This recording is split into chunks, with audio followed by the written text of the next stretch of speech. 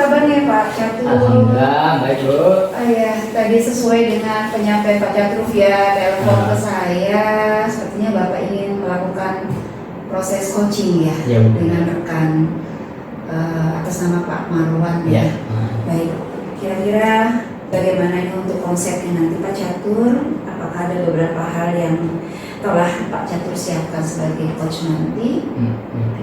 Ataukah telah tersusun rapi konsepnya seperti alur tirta yang seharusnya bisa dijalankan dalam fase coaching? Bagaimana Pak Catur? Oke, untuk coaching nanti Bu, itu jelas saya nanti akan menggunakan alur tirta. Pertama, saya akan mencoba mengeksplor tujuan dari coaching tadi dalam menyampaikan masalahnya. Kemudian saya akan melanjut ke mengidentifikasi masalah dari yang coaching. Kemudian selanjutnya saya akan coba mengeksplor potensi coaching untuk menyusun rencana aksinya, rencana aksi dari permasalahan yang dipunya. Kemudian setelah itu saya akan coba mengeksplor lagi komitmen atau tujuan atau tanggung jawab yang akan dilaksanakan ke depannya. Jadi sesuai dengan alur tirtanya seperti itu. Baik. Setidaknya harapan saya sebagai supervisor nanti akan hadir di sana untuk melihat dan mengobservasi berjalannya proses coaching ya Pak Catur ya. Dan setidaknya harapan saya kompetensi dari kemampuan seorang coach ada 3 item yang kita harus bisa jalankan, di mana Pak Catur sebagai coach itu dengan kehadiran Pak Catur di dalamnya, kemudian bagaimana bisa secara aktif mendengarkan coaching, kemudian bagaimana pertanyaan itu bisa berbobot untuk bisa tersampaikan nanti agar coaching bisa mengetahui kemampuan kompetensi dia secara individual nanti ya, tanpa campur tangan. Setidaknya kita adalah bentuk kemitraan nanti. Nah, kira-kira nih saya sebagai seorang observer nanti kompetensi apa yang ingin Bapak tingkatkan? Dari 3 kompetensi inti coaching tadi yang Ibu sampaikan, yang present, yang kehadiran penuh, kemudian menekan aktif dan pertanyaan berbobot. Kompetensi yang saya ingin supervisor atau pengamat amati benar-benar di pertanyaan berbobot. Karena saya ingin meningkatkan di situ. Apakah pertanyaan yang saya ajukan nanti itu sudah berbobot dan bisa menggali potensi si coaching. Baik, siap. Setidaknya saya memberikan sedikit masukan, temukan kata kunci berarti ya, bisa ya. Kita akan lihat kemampuan seorang coach nanti untuk memunculkan pertanyaan bobot dengan kata kunci tersebut. Jadi nanti setelah kita observasi, kita akan lakukan pas observasi lagi ya Pak Catur ya. Baik, kira-kira kapan mau jumpa dengan Pak Marwan Tony? Ini rencana setelah jam pelajaran pertama ini, pas jam istirahat nanti jam 9. Baik, ini tentang apa yang kira-kira beliau ingin menyampaikan permasalahan? Kemarin beliau sih ingin membahas tentang strategi pembelajaran di kelas. Baik. Karena bagaimana cara meningkatkan prestasi dan hasil belajar. Jadi mau coba itu diskusi dengan saya, beliaunya, makanya kita jadwalkan nanti jam 9 hari ini. Agak kesulitan mungkin beliau menjalankan pola diferensiasi ya. Ya, kemungkinan juga. Baik, saya akan coba untuk hadir nanti berarti sekitar jam 10 ya Pak ya? Jam 9. Jam 9 pas istirahat. Pas istirahat ya. Baik, saya akan luangkan waktu untuk melihat dan saya akan mempersiapkan bagaimanakah konsep penilaiannya nanti sebagai supervisor ya Pak ya.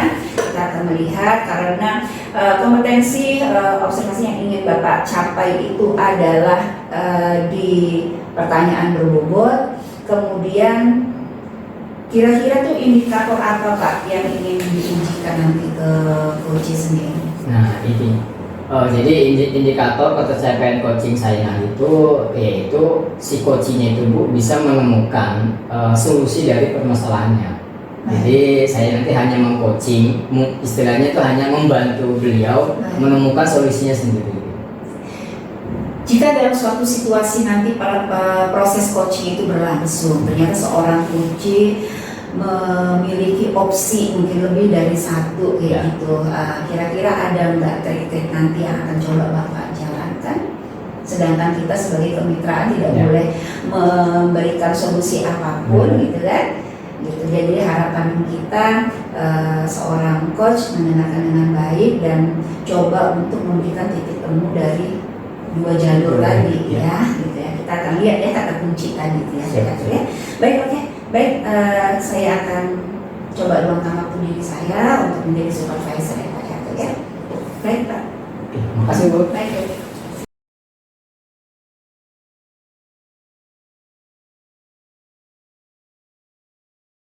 Saya mohon maaf mengganggu waktu Bapak. Saya ingin sharing sedikit, ada sedikit permasalahan yang saya hadapi di kelas Pak. Kira-kira bisa minta waktunya sebentar. Oh silakan Bang Marwan. Ini kebetulan saya lagi free juga nih. Baik, ada yang bisa saya bantu Bang Marwan? Nah jadi begini Pak, saya sedikit mengalami kendala pada saat proses pembelajaran di kelas. Nah kan saya baru dapat informasi kalau di kelas itu harus pembelajaran itu berdiferensiasi. Nah saya bingung Pak, bagaimana cara pembelajaran berdiferensiasi itu? Oke baik Pak Marwan. Sebelumnya saya ingin menanyakan dulu Pak Marwan, yang maaf ya. Tujuan Pak Marwan dalam proses pembelajaran dengan menggunakan diferensiasi itu apa Pak? Nah, menurut pemahaman yang saya pahami Pak, bahwa pembelajaran diferensiasi itu pembelajaran berpihak pada murid, di mana kita harus mengerti dan memahami keinginan murid. Nah, saya pahami gitu Pak. Ya. Oke baik. Nah kira-kira menurut Pak Marwan, hambatan atau tantangan apa dalam menerapkan diferensiasi itu ke siswa gitu? Nah, saya masih bingung Pak, bagaimana memilah siswa-siswa tersebut Pak. Diferensiasi siswa, apakah gaya belajarnya bagaimana? Saya masih bingung bagaimana memilah-milah mereka itu Pak. Oh baik. Sebelumnya saya mau nanya Pak, dalam proses pembelajaran Bapak sebelumnya itu menggunakan media belajar apa aja Pak? Selama ini saya kebanyakan menggunakan Pak, PowerPoint. Itu yang saya pakai. PowerPoint ya. Oke, dengan menggunakan PowerPoint itu menurut Pak Marwan apakah bisa mewakili gaya belajar murid-murid Bapak? Setelah saya telusuri Pak, sepertinya tidak Pak. Itu hanya mungkin mewakili gaya belajar visual saja. Yang lainnya saya masih belum paham gimana metodenya. Baik. Kalau Bapak selama ini hanya menggunakan PowerPoint, ya mungkin saya itu pernah juga Pak kemarin sebulan yang lalu menggunakan itu diferensiasi. Jadi saya juga menggunakan PowerPoint kayak Bapak, kemudian saya mencoba menggunakan video Pak, dan juga saya mencoba menggunakan artikel. Jadi pengalaman saya, siswa itu saya suruh milih yang mana lebih nyaman gaya belajarnya, apakah visual, kemudian audio, atau dengan kinestetik gitu. Nah menurut Pak Marwan, di kelas Bapak itu, siswa Bapak itu tipe-tipenya seperti apa sih Pak? Tipe-tipe belajar anaknya, gaya belajar anak? Yang saya pahami, kayaknya gaya belajar mereka itu macam-macam Pak, tidak hanya visual. Nah, mungkin saya harus memahami lebih dalam gaya belajar mereka masing-masing, gitu Pak. Oke baik, itu yang pertama Pak ya. Jadi Bapak nanti akan memahami gaya belajar masing-masing. Kemudian setelah Bapak memahami rencana belajar memahami gaya belajar anak itu, rencana apa nanti ke depan Bapak? Mungkin setelah saya memahami cara gaya belajar mereka, saya akan membuat konten yang sesuai dengan gaya belajar mereka. Misalnya Pak, mungkin ada yang PowerPoint, ada juga mungkin yang nanti ada diskusi, dan juga mungkin ada pola-pola bagaimana mendengar yang baik terhadap mereka. Bagus itu Pak.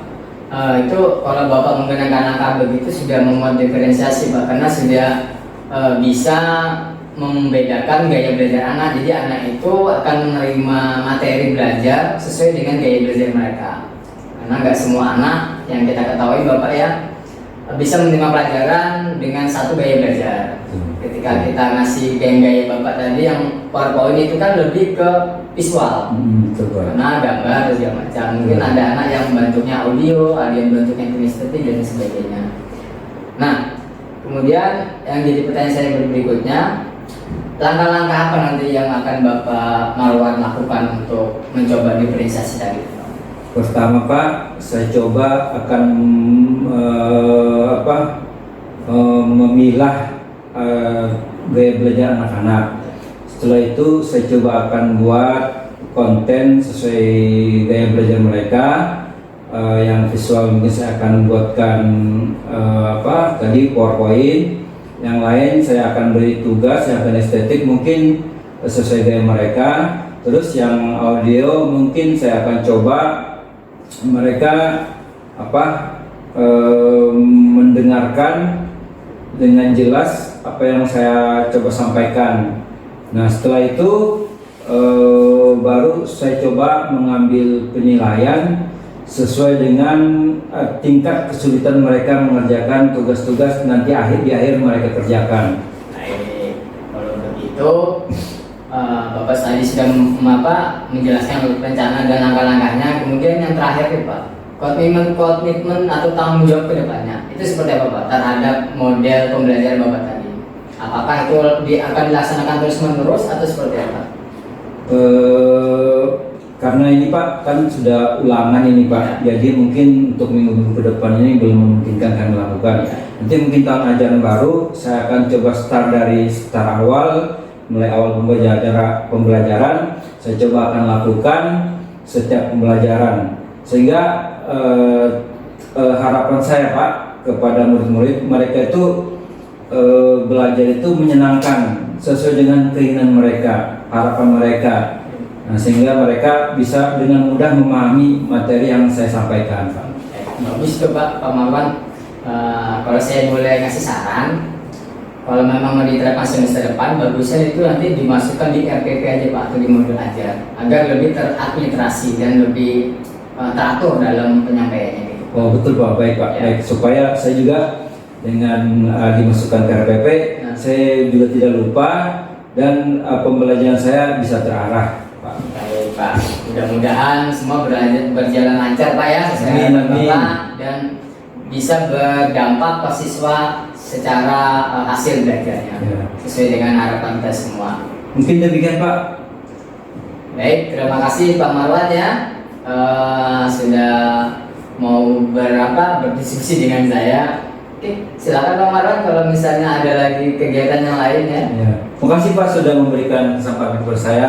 Saya jadi terbuka, jadi saya memahami, saya bisa siap action untuk nanti pembelajaran berikutnya. Terima kasih Pak. Ya, saya juga merasa senang Pak Marwan karena Pak Marwan akhirnya bisa menemukan solusinya sendiri dari permasalahan Pak Marwan.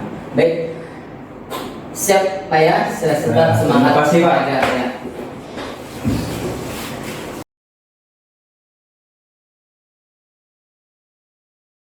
Pertemuan tadi apa yang dirasa nih? Ya Bu, tadi setelah saya coaching dengan Pak Marwan, tadi prosesnya saya menerapkan alur Tirta. Yang pertama saya coba mengekspor tujuan Pak Marwan coaching dengan saya, kemudian saya mencoba mengidentifikasi permasalahannya apa sih Bu. Kemudian saya mencoba Pak Marwan untuk bisa merencanakan aksinya gitu. Kemudian yang terakhir saya coba Pak Marwan membuat komitmen agar rencana aksinya itu bisa kontinu. Nah, dan tadi berjalan lancar, alhamdulillah sesuai harapan, dan Pak Marwan juga akhirnya ya bisa mengikuti alur Tirta tersebut. Terkait dengan alur Tirta, baik itu tujuan, identifikasi, rencana sampai tanggung jawab dimunculkan ya oleh Pak Marwan itu sendiri ya. Baik, tadi saya telah melihat berjalannya proses coaching yang dilakukan oleh Pak Catur. Bagi saya cukup baik Di situ ada beberapa hal yang ingin saya sampaikan. Ternyata Pak Catur juga telah memberikan penguatan terhadap coaching tentang pola-pola strategi ya dalam pembelajaran, di mana kita coba untuk menyisipkan pembelajaran berdiferensiasi terhadap siswa, mampu memberikan pemahaman sesuai dengan gaya belajar anak. Saya perhatikan tadi Pak Catur seperti itu, tanpa harus tersirat mencontohkan memberikan saran dengan ini loh Bapak yang harus Bapak lakukan, tetapi Bapak hanya memberikan penguatan contoh pada diri Bapak sendiri. Baik, itu sebagai coach yang baik. Kemudian dari semua hal yang telah Bapak lakukan, Bapak pun juga memberikan saran alangkah baiknya kayak gitu. Ternyata coach sendiri pun menyadari bahwa itu juga penting gitu kan untuk diletakkan di RPP ya, untuk RPP tersampaikan atau tersirat tertulis di sana.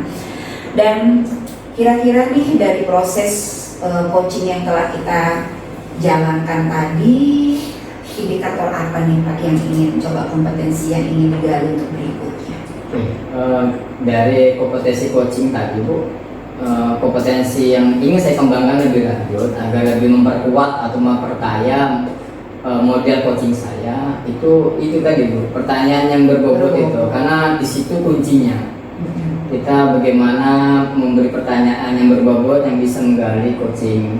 Saya rasa itu harus terus saya kembangkan, karena biar ke depan ketika ada proses coaching lagi, saya dengan mudah menggali potensi coachingnya. Mungkin itu Bu. Kira-kira dari proses coaching kita tadi gitu, kata kunci yang Bapak dapatkan dari coaching itu apa ya?